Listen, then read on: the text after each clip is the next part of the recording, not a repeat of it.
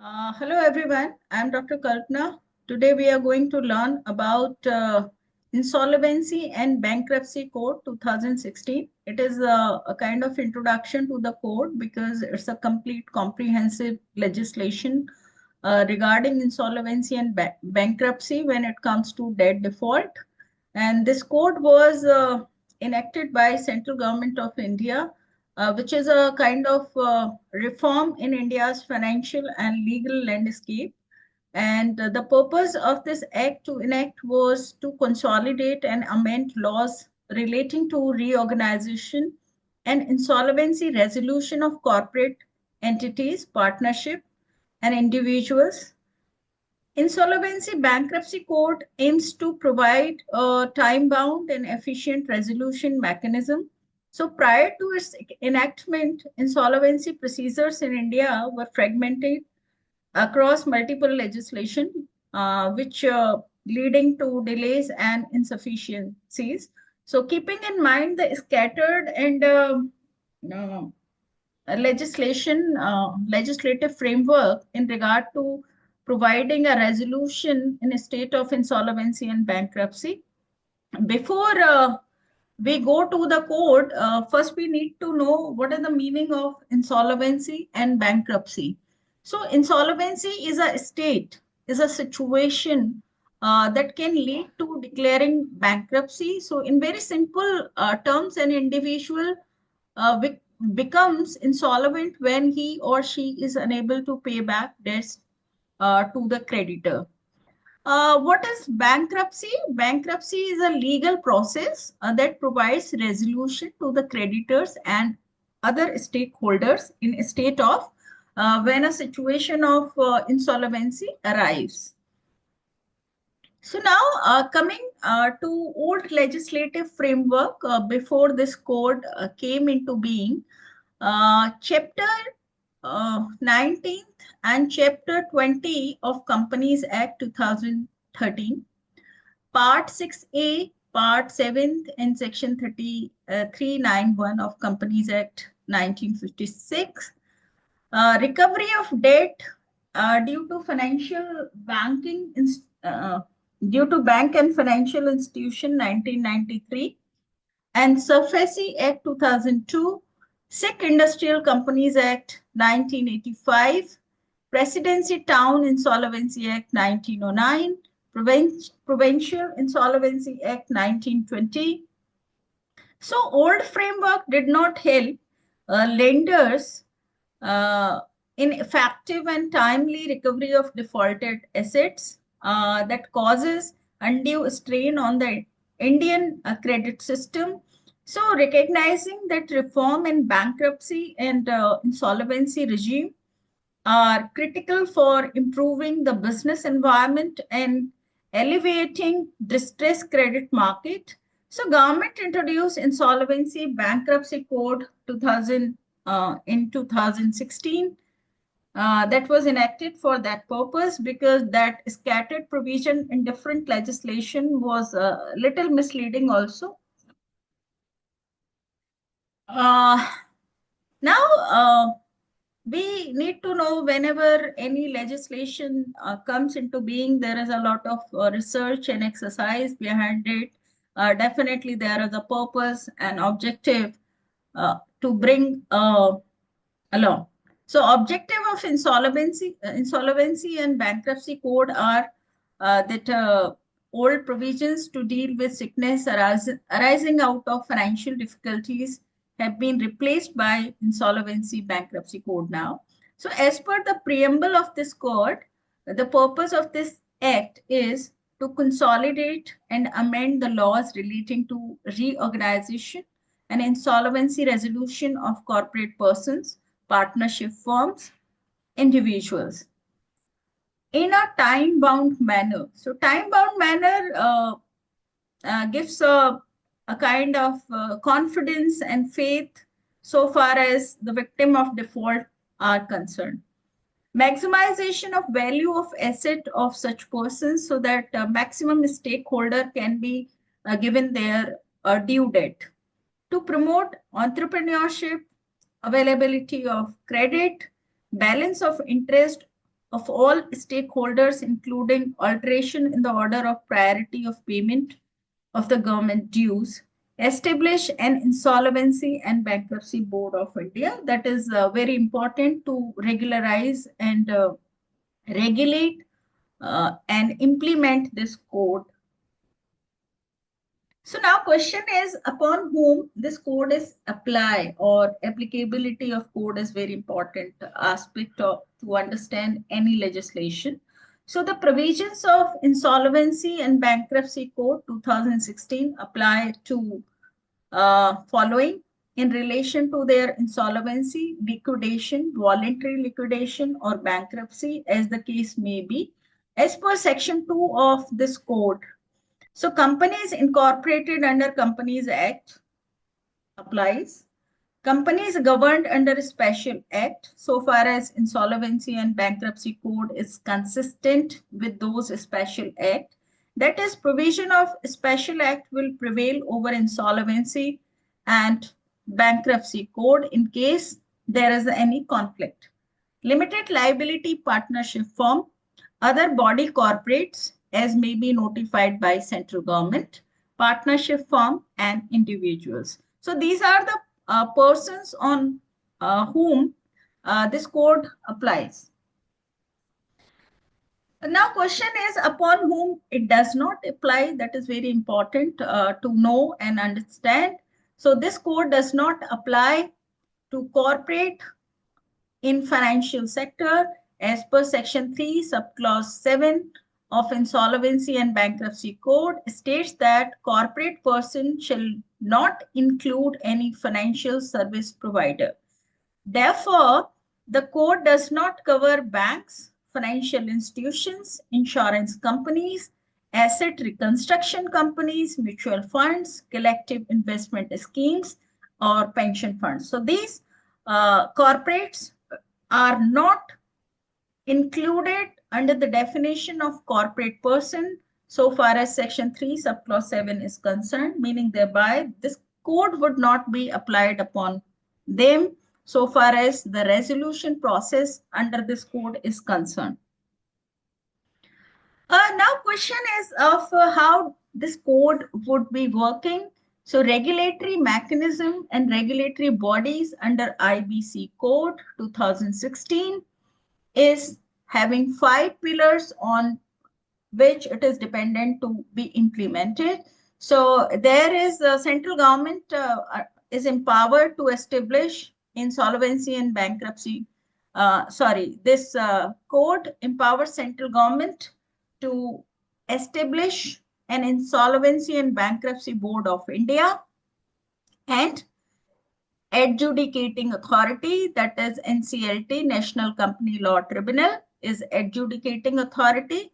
And board, what is the importance of board having under this code is that it would be registering insolvency professional agencies who are service provider for such resolution.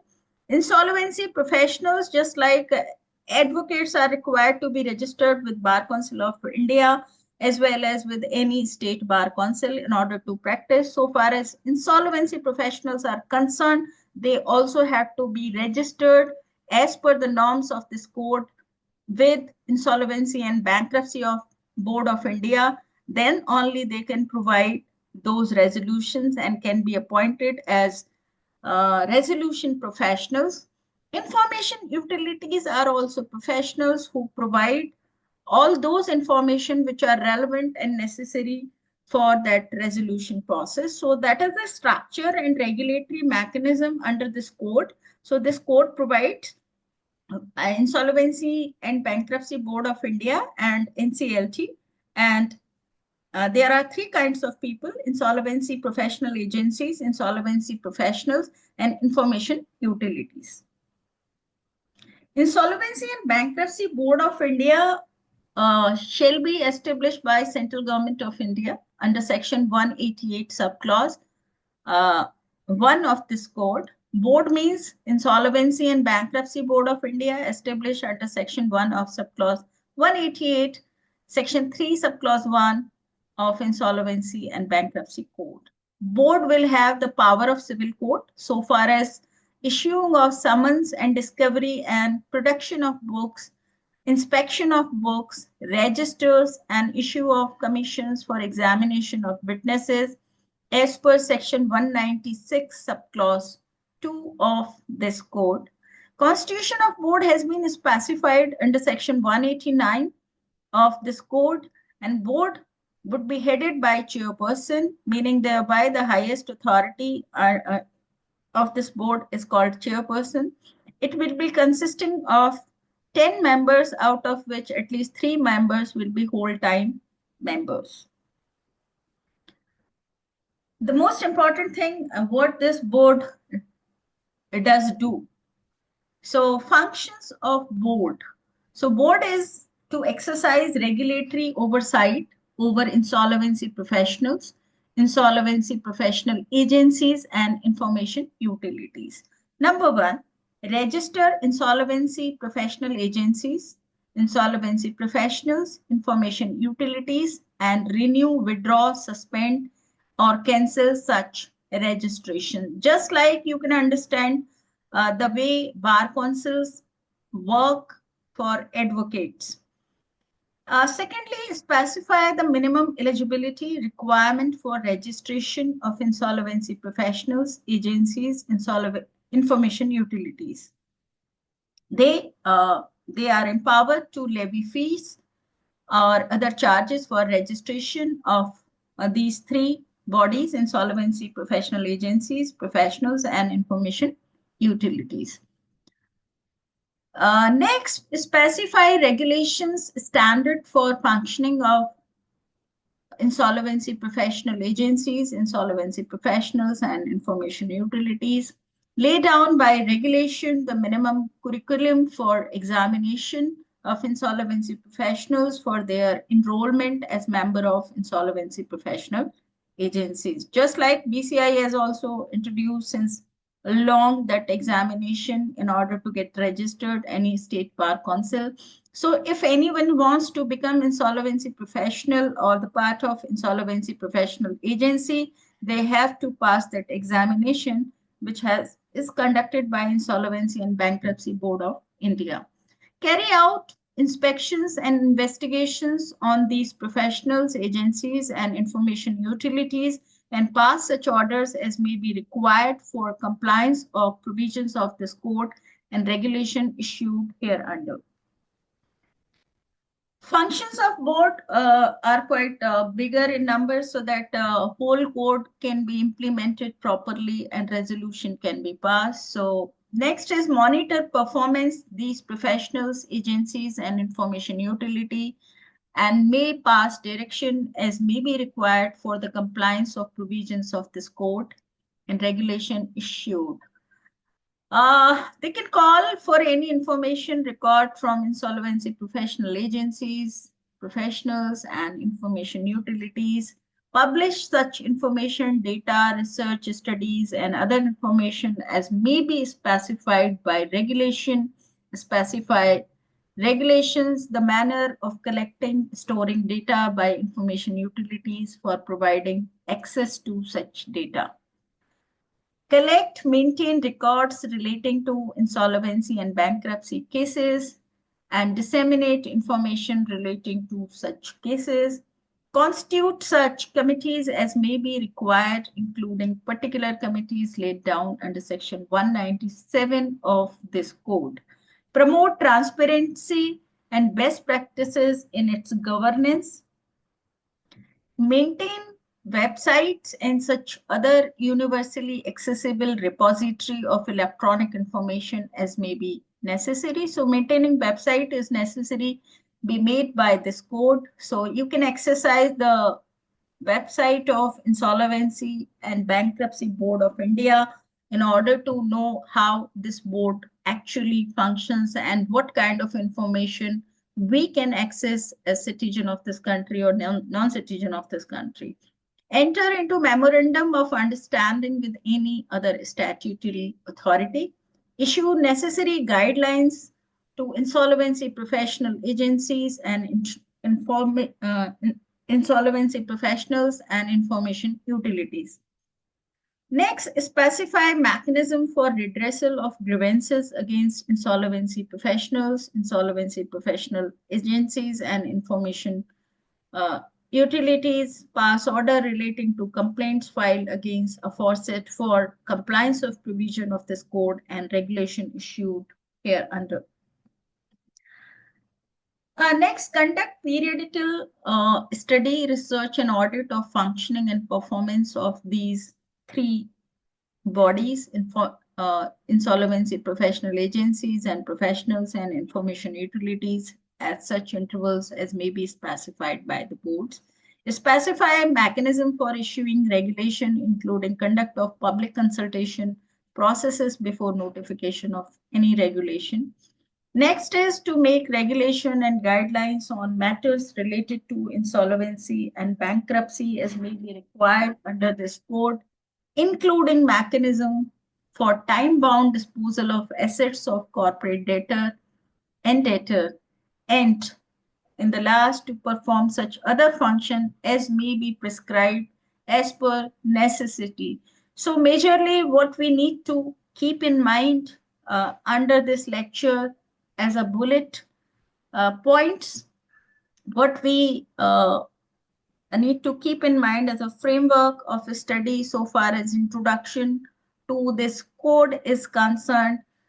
First thing, the purpose of this code is to streamline and consolidate and reform that resolution process in order to provide resolution to creditors, financial creditors, and operational creditors. Secondly, what are the structure and regulating mechanism which is constituting five things that Insolvency and Bankruptcy Board of India and adjudicating authority, that is National Company Law Tribunal, and this board registers three kinds of people: insolvency professional agencies, insolvency professionals, and information utilities. So that is the structure and regulatory mechanism on that this board works, and these functions are important so that people can access that board for particular purposes. So in the next series of this IBC code, we would be dealing about resolution process, how it is initiated, which is a very important topic of banking law. With this, I would end here. Thank you so much. Happy learning. Take care.